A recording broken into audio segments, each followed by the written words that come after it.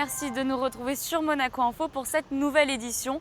Voici les titres qui font l'actualité en principauté. Pour débuter ce journal, nous prendrons la direction de l'Allemagne où le prince souverain a assisté au 41e congrès de la CIESM à Kiel.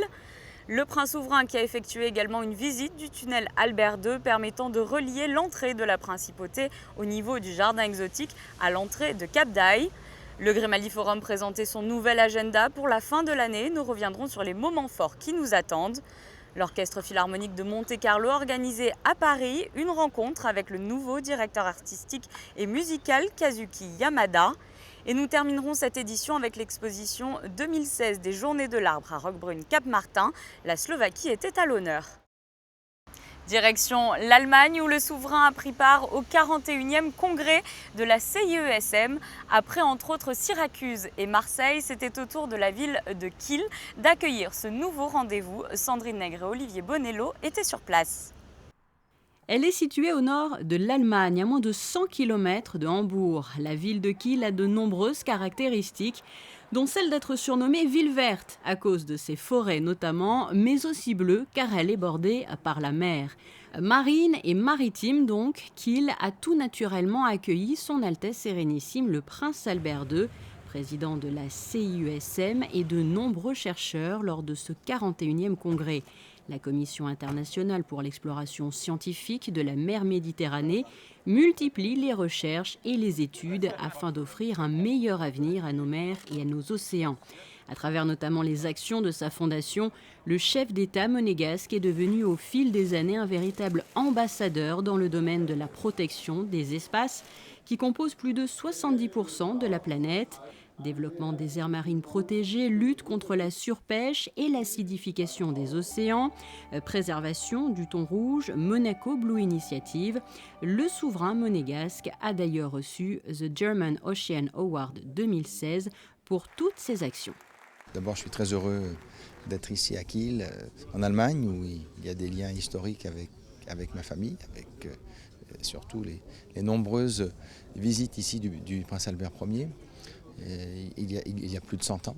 Et puis le fait que la CIESM tienne son 41e congrès ici en Allemagne peut paraître paradoxal, mais l'Allemagne est membre de la CIESM depuis 1969. Les scientifiques allemands dans les sciences marines sont très présents.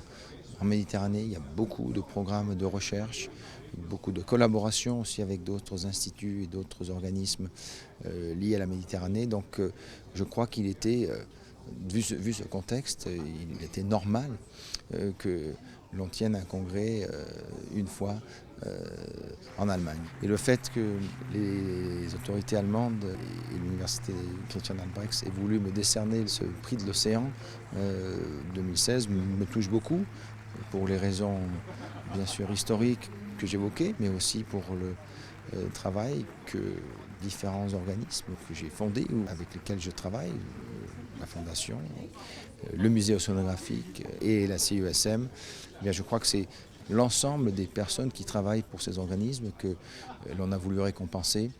Et pour eux, j'en suis très heureux et très fier parce que cela prouve qu'on participe activement à tous ces programmes et toute cette réflexion autour de l'importance de notre océan global. Honoré donc lors de l'inauguration de ce congrès qui se terminera en fin de semaine, le souverain, accompagné de l'ambassadeur de Monaco en Allemagne, a pu entendre les différents intervenants qui n'ont pas caché comme lui l'urgence dans laquelle se trouvent nos mers et nos océans. Certaines espèces marines sont tout simplement de plus en plus menacées, à l'image des tortues qui injectent au fil des jours de nombreuses matières plastiques. Pour lutter d'ailleurs contre le développement de ces déchets, Monaco a interdit l'usage du sac plastique à usage unique depuis le mois de juin. Il est vraiment important pour moi et mon pays, l'Allemagne, de décerner ce prix de l'océan au prince. Nous sommes fiers de l'adresser régulièrement à des femmes et des hommes qui, comme lui, agissent en faveur des sciences, de la recherche et de l'environnement. Le prince est connu pour cela, c'est un honneur pour nous. Chercheurs, spécialistes, scientifiques échangent, partagent, exposent leurs différentes études et approches sur les recherches marines en mer Méditerranée. Ils viennent de pays membres de la CIUSM comme la France, l'Espagne, l'Italie ou encore la Grèce. Tectonique, microdiversité, archéologie, pollution, algues, les thématiques abordées sont très variées et les débats très riches. C'est très largement inspiré par l'impact de l'homme sur l'environnement marin. C'est, si vous voulez, le grand changement par rapport à un congrès, on va dire, qui aurait eu lieu il y a 50 ans.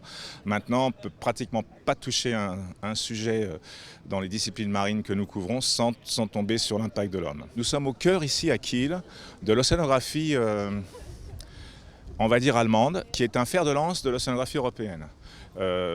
Ce n'est pas par hasard qu'ils ont une chancelière qui est un docteur en sciences, qui continuellement et constamment apporte de financements majeurs à la science marine de son pays, qui lui-même, disons, a une très longue histoire prestigieuse en océanographie. Et à l'issue de cette première journée du 41e congrès de la CIUSM, son président, son Altesse Sérénissime, le prince Albert II, a pu découvrir en hélicoptère notamment l'importante présence de la mer ici, à travers le canal et le fjord.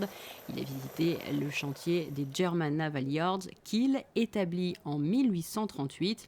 Ici, en haut, une vue imprenable sur les unités réalisées par le chantier et à l'intérieur de belles découvertes également, comme ce système qui permet de fabriquer de l'énergie.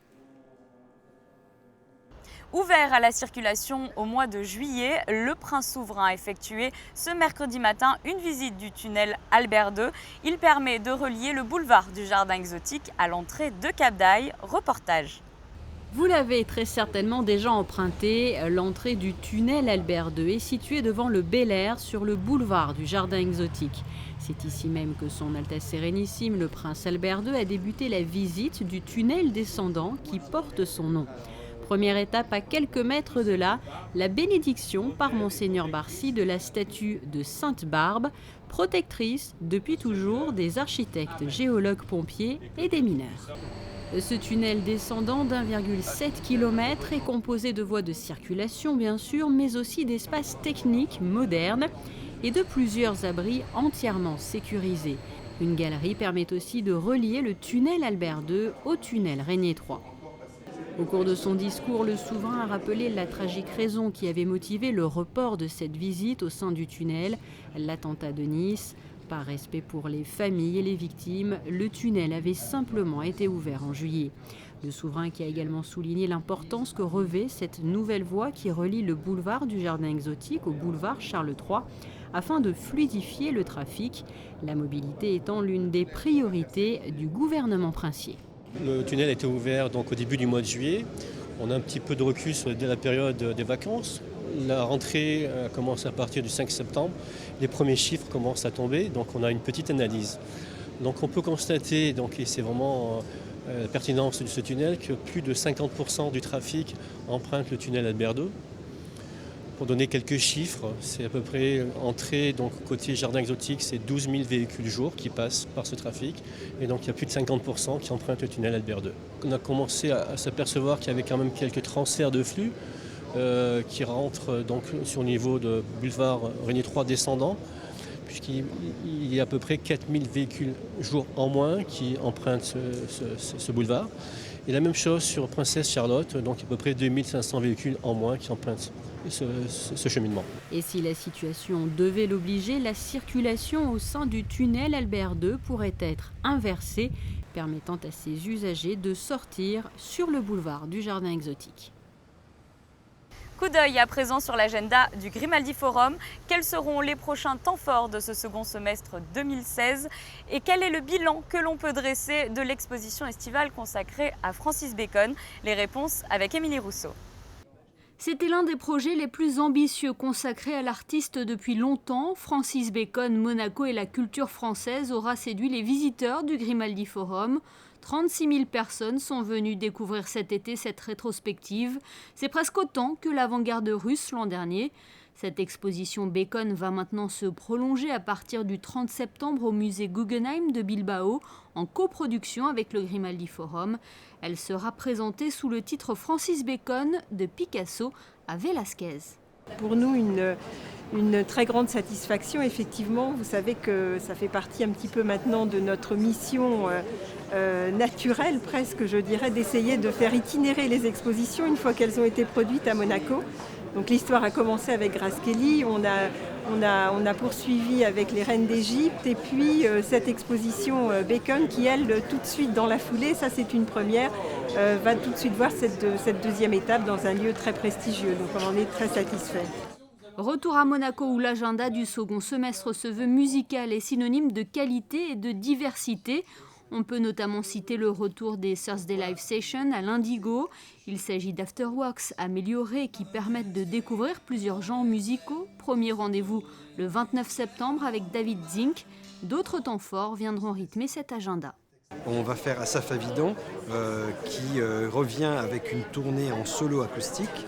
Donc il sera complètement seul sur scène, entouré de divers instruments de sons et de pédales d'effets pour pouvoir un petit peu sampler ses créations qu'il fera bien sûr en live et avec sa voix que tout le monde connaît et qui va, je pense, faire chavirer toute la salle des Princes. Ce sera donc le 8 octobre. On poursuit après le 4 novembre avec les Filth Monkey. Ils reviennent avec un projet un petit peu plus décalé qu'ils qualifient eux-mêmes comme drumoristique, de drum et humour. C'est vraiment le duo étonnant et un petit peu comme ça atypique de l'humour. Musique toujours avec Nabucco de Verdi, présenté par l'Opéra de Monte-Carlo le 13 novembre, ou le ciné-concert de l'Orchestre Philharmonique avec Fantasia le 8 janvier. Les ballets de Monte-Carlo illumineront cette fin d'année en interprétant La Belle de Jean-Christophe Maillot. Vous venez de le voir dans ce reportage, l'exposition consacrée à Francis Bacon a remporté un franc succès et nous connaissons déjà le thème du rendez-vous estival de 2017, un échange culturel qui vous est dévoilé par Catherine Aletchenkov. On l'écoute.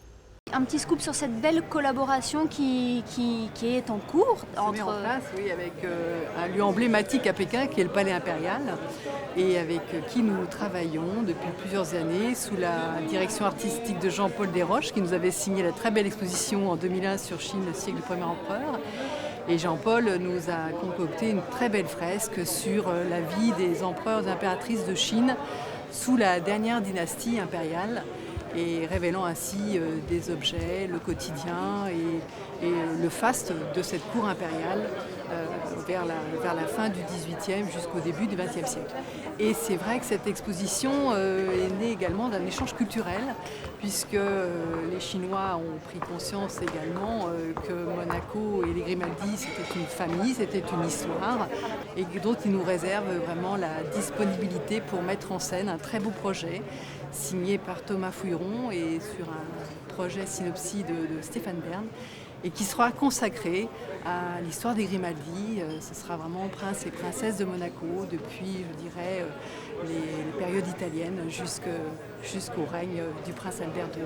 Premier rendez-vous été 2017 à Monaco. 2017 à Monaco, oui, du 14 juillet au 10 septembre. Ce sera le rendez-vous de notre exposition de l'été. Et l'exposition consacrée au Grimaldi sera accueillie à partir de septembre 2018 au Palais Impérial. Un mot de musique à l'occasion de la prise de fonction de Kazuki Yamada. L'Orchestre Philharmonique de Monte-Carlo a organisé une rencontre à Paris. Le reportage sur place de José Sacré et Serge Prémont.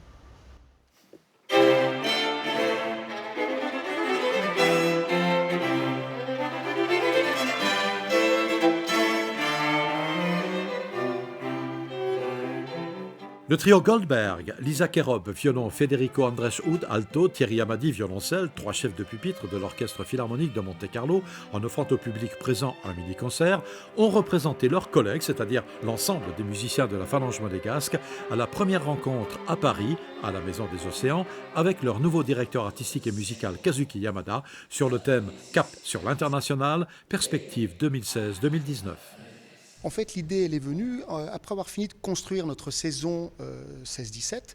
On s'est dit, on a beaucoup de vision, beaucoup d'ambition aussi pour cet orchestre, certes à Monaco, mais aussi en dehors de la principauté. C'était bien de le savoir entre nous, mais c'était beaucoup mieux de le faire savoir pour pouvoir reconquérir certains territoires. Et bien, on s'était dit qu'on allait aller au-devant des agences artistiques, au-devant des médias, de musique classique, mais aussi d'horizons beaucoup plus généralistes, et aussi de patrons de salles de concert pour leur expliquer où et comment on veut repositionner l'Orchestre Philharmonique de Monte-Carlo à l'étranger.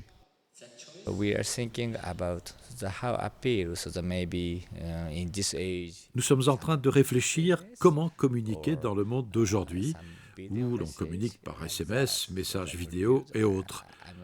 Je ne sais pas si c'est la bonne manière, mais en tout cas, on est en train d'y réfléchir.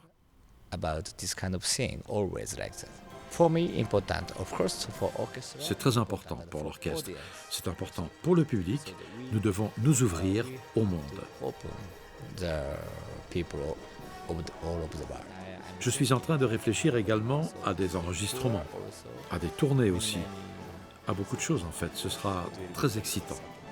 Bien sûr, je suis japonais, donc je voudrais aller au Japon avec l'orchestre, mais cette année, l'Orchestre Philharmonique de Monte-Carlo est déjà allé au Japon. Alors nous irons probablement prochainement en Asie, en Europe bien sûr, en Amérique du Nord et peut-être aussi en Amérique du Sud aussi. Encore une fois, c'est très important pour nous, pour l'orchestre, d'aller partout, chercher et rencontrer le public.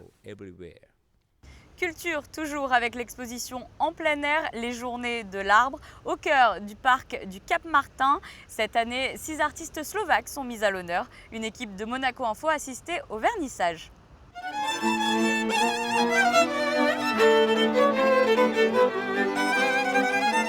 C'est sur un air traditionnel slovaque que le prince souverain a pu découvrir les œuvres des artistes présentées de manière éphémère au cœur du parc des Oliviers à Roquebrune Cap-Martin. Des photographies et des sculptures tournées vers la nature. La meilleure place pour les sculptures, également comme les animaux, c'est en plein air, dans la pleine nature. Et ce joli parc à Roquebrune Cap-Martin, c'est une excellente place pour montrer les œuvres en bronze, en pierre. Cette sculpture-là est nommée le Conseil des Chouettes. C'est une transcription de animaux, des chouettes que j'aime beaucoup, et je pense aujourd'hui, dans le XXIe siècle, nous, les êtres humains, nous avons besoin de bons conseils, et dans la tradition, les chouettes, les hiboux sont des animaux, des êtres sages. J'espère qu'ils vont nous donner des bons conseils. C'est une très belle opportunité d'être ici. J'ai déjà eu quelques expositions en partenariat avec la Fondation Prince Albert II, ici. Les relations ont donc été établies depuis de nombreuses années. Alors que la Slovaquie prend pour la première fois la présidence tournante de l'Union européenne, la consule honoraire à Monaco a eu l'idée de mettre en lumière le patrimoine artistique de ce pays. Nous avons 5 artistes, 5 sculpteurs, ainsi qu'un photographe qui est connu au niveau international, M. Philippe Koulichev. Et la sélection, je dois dire, était assez difficile parce qu'on voulait vraiment offrir au public le meilleur de ce qu'on peut proposer. Et je pense que c'est les visiteurs qui vont constater si on a fait le bon choix. En contrebas du parc, une nouvelle statue a été dévoilée lors de cette soirée. Il s'agit du buste de l'impératrice Élisabeth d'Autriche. Le public est invité à flâner dans les allées du parc du Cap-Martin jusqu'au 16 octobre. Et dans le reste de l'actualité, en bref et en images. Justement, avant de se rendre à l'exposition en plein air de Roquebrune Cap-Martin, le prince souverain a assisté à l'inauguration de la nouvelle station-service Pit Stop située avenue Princesse Grace. Voici pour l'essentiel de l'actualité en principauté. Je vous propose à présent un aperçu de la météo de ces prochains jours.